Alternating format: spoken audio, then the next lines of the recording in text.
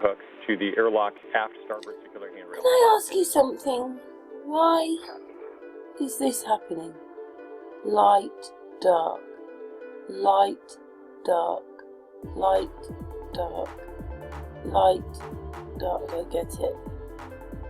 Do you get that? And emerging from the Quest airlock in the suit bearing the red stripes, EV1, Peggy Whitson. What is that happening? Time spacewalking list for aggregate spacewalking time, beginning this spacewalk, the 9th of her career at 53 hours and 22 minutes of elapsed. Is that a light outside?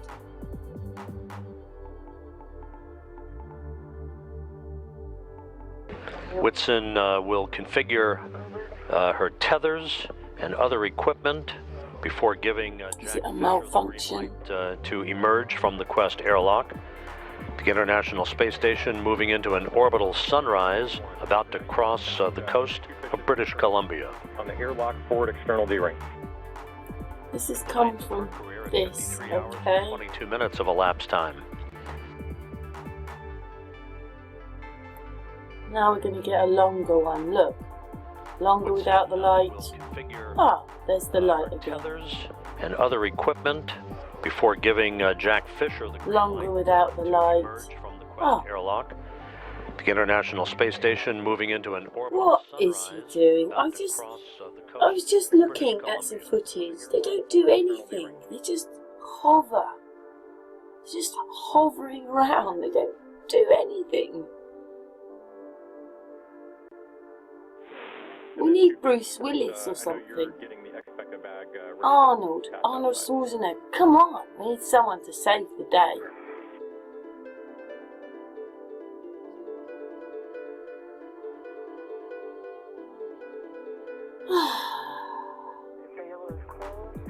Light off, light on. That's off for a long time now. Oh, it's on again. Anyway, we'll pause on that bit. You think all these people who think they're looking after the astronauts, they think that they're in space.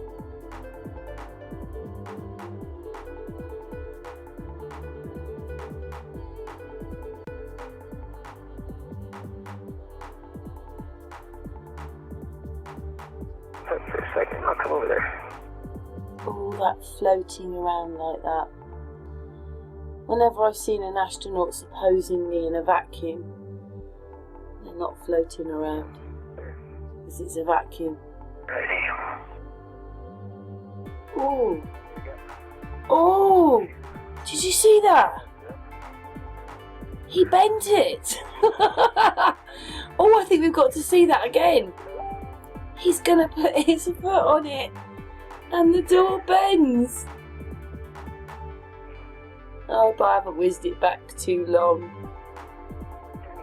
because this is a really long video of 6 hours. Oh! Oh my goodness. You got her? Want me to tighten this? Yes. Go ahead and you can tighten it at the joint. Just look at that door. That's a life and death door. Okay, just like all the wires everywhere. Got a lot of mass on it. Yes, ma'am. Yes. Let's tighten this first.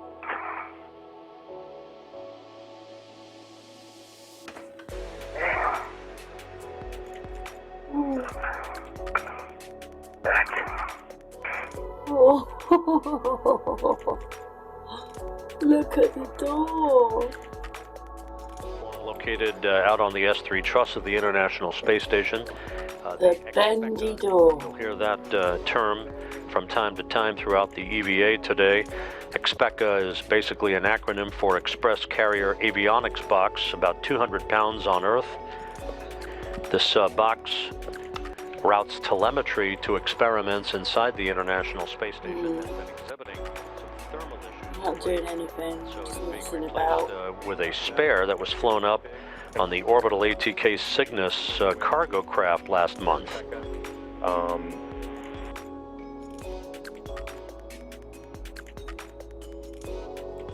I'm gonna fight with the bag again. That's So all they do is fight with those bags. And for both of you, at this point, you are free to move your TCV to desired cooling. Copy. Copy that. And Peggy, for yours, we just ask that you ramp your TCV around slowly to the desired setting. Okay. He will have a constant fight with that bag. Venus and... Good. You get yours configured. I just don't get it. Never leave the bag alone. Or the box, whatever it is. See, he's still fiddling with the bag box now. You need... Oh my goodness. No. You need...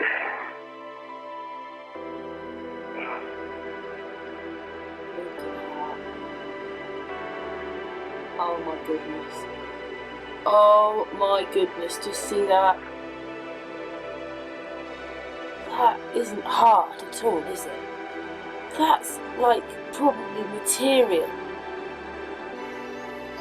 Oh, does that look like it would keep the outer space out? Look at it. Just look at it. You know, tighten up. Yes. Go ahead and you can tighten it up. Look at that. Angel up to help me undo it, but they're going to move my look a little bit.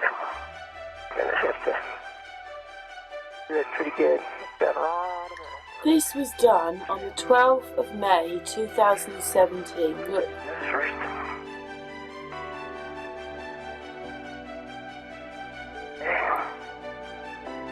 Look. Back.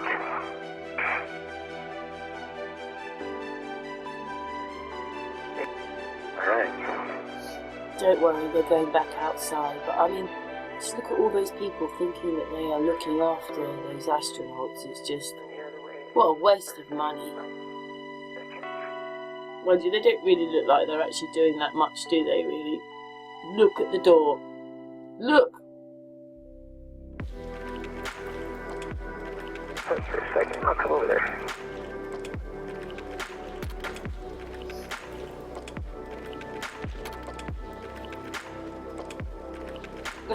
I've just not really done much on the actual outside door. Look! He's bent it! He's bent the door. Did you see that? Watch this door. Watch the thing that's supposed to be saving their life more than anything. Watch this again. There you go. There. Ready. There you go. Look! 1, 2. He's bent it. He bends the door. What is that? What? Look! Oh my God! This is May 2017. Whitson and Fisher. That's a joke. Are known as buddy checks, basically checking each other's spacesuit configuration. And Oh my goodness. handles on that on each jetpack that they wear. In the unlikely event they would require the use of those jetpacks to fly back to the safety of the space station if they became untethered. You go to close the thermal cover.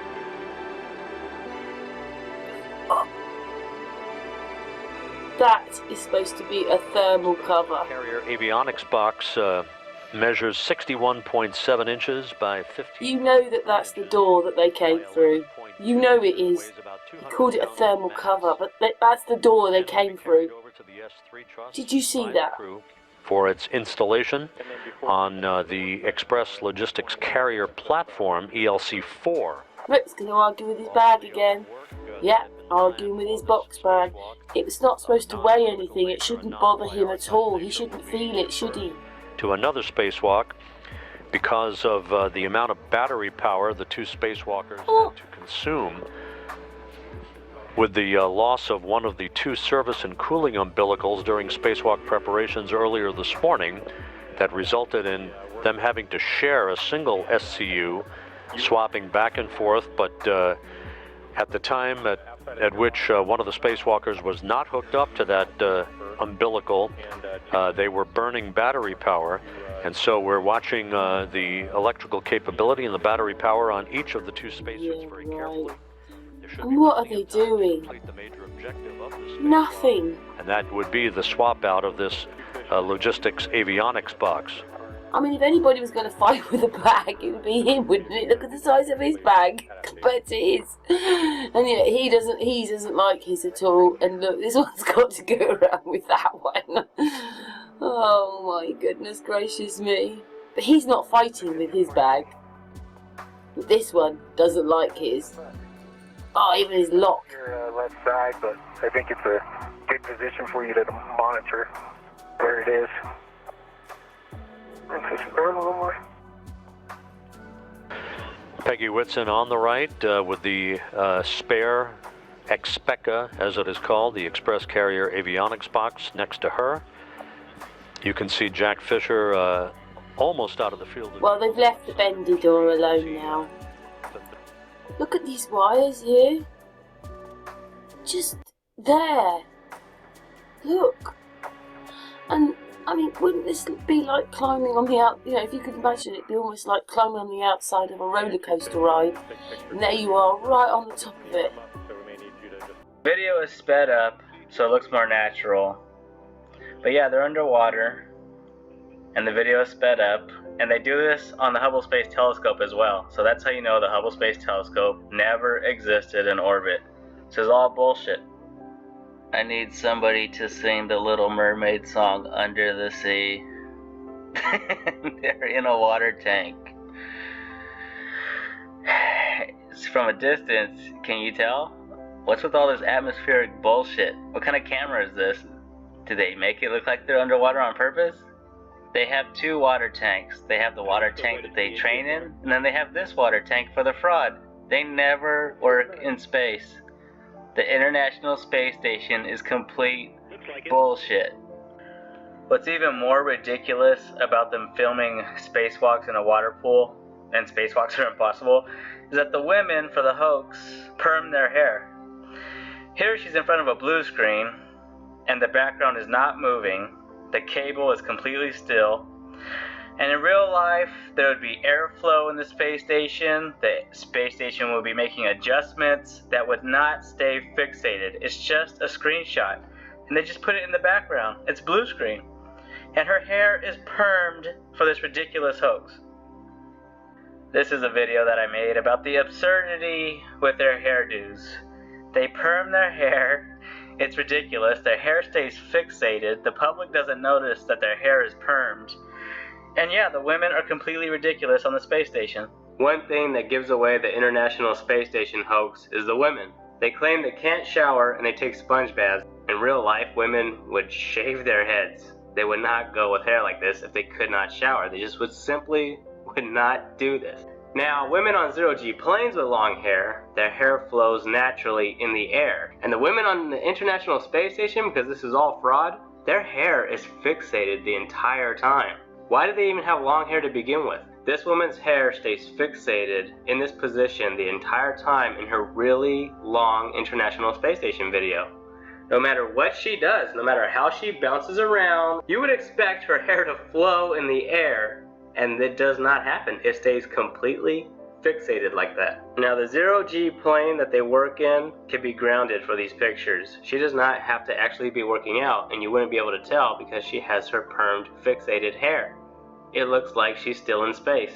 When they are doing this fraud on the planes, you can hear the sounds of jet engines. They cannot filter out the sounds of jet engines with the specialized microphones that they use. You can notice it in the background. It's very loud. Here's iJustine. She has a vlog. Her hair flows in the air, as it would, because the hair is moving through air. So it's going to flow as you bounce around. And on the International Space Station, this does not happen with the women. They do flips. They lay down, they do all kinds of things. They bounce from here to there. They pretend they're Superman. Their hair will never look like that because it's permed. This woman's hair stays fixated. I'm gonna put a filter on this thing. She's gonna sound like a chipmunk. It's gonna be sped up. You're gonna hear the sound of jet engines. You're gonna see transitional periods where the plane has to gain its altitude again and drop all over again. So they do a transition like that one. And you think, oh, it's just editing. They're just shortening the video. No, this is for the fraud. Now she's in the zero-G environment again, so they can continue. But you can sleep in any orientation. I have it sleeping, feeling like I'm standing up right now, but like you saw, I'm on the floor. But it doesn't matter. I've got a couple little toys, I've got some books, I've got some clothes, and other things. And just for reference, that's one sleep station. This one's another. Alright, come on back. There's more to show you. Vegetables, cereals, bread, snacks, and that's a good place. That's where you find all the candy. Side dishes, and then some little power bars just in case. So we have all this type of food. Some of it is dehydrated for a barbecued beef brisket. Pretty yummy. Not only is this food made in the U.S., but we also have food here from Japan with fluff and udders, and so I got sent up some fluff so I could make my fluff and udder with peanut butter. So you have a lot of food up here, no problem. So this reminds us of our roots.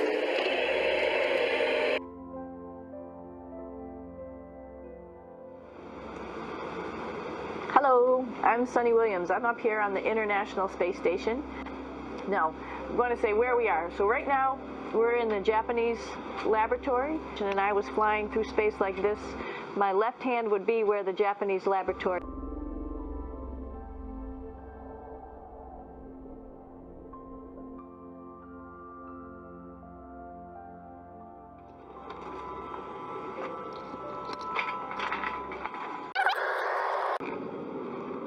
So I'm inside. It's sort of like a little phone booth, but it's pretty comfy. I've got a sleeping bag. And I sleep upside down. I don't have any sensation in my head that tells me that I'm... That are ready primed up to go outside, as we call it, to go do a spacewalk in case we have to do anything outside. Some of the things we do outside are just like inside repairs. We have a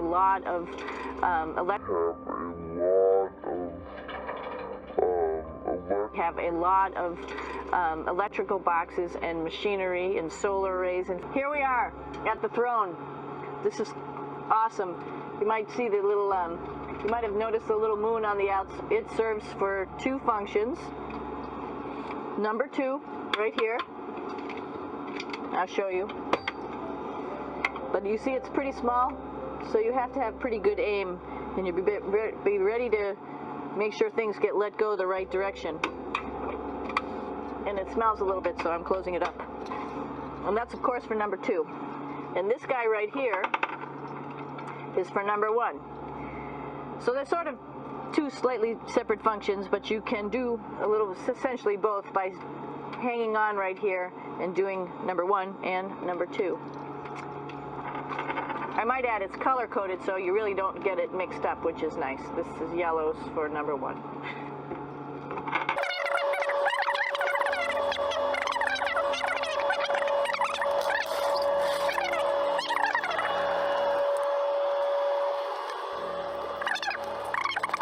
The space station, it's one of those places you find yourself hanging out in all the time because all you want to do is look back at our planet. I think some questions I had were about what do you do in your free time? In the heart of the space station, really, this is the service module. This is the central post. In case we had any problems, I know a couple of the questions were about what type of things do you have to worry about. And some of the things we have to worry about in space are fire. If we had a fire, if we had a depressurization, like we were hit by a micrometeorite and it made a hole. So we gather here as a group of 3 or 6 and then figure out how we're going to either fight the fire, patch the hole, or solve the toxic spill. And what's cool about this module, of course, it's the central post. It also has great windows right down toward Earth. It has controls to fly in, visiting space. No problem. Это пробка.